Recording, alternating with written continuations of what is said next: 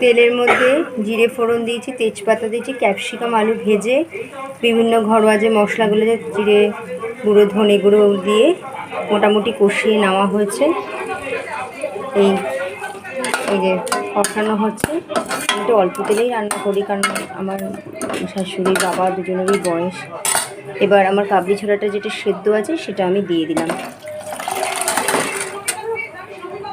এবার এটা আমাকে কিছুক্ষণ কষতে হবে।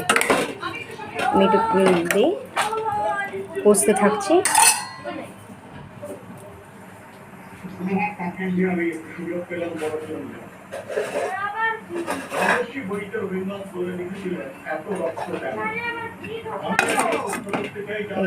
একটু ঢাকা দিয়ে ঘুগনি কমপ্লিট।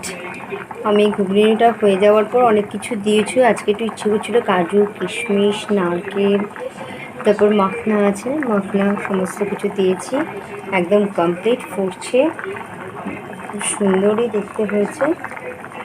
এবার আমরা সবাই এনজয় করবো। আমি একটুখানি এবার ঢেকে দিই। সমস্ত কিছু হয়ে গেছে।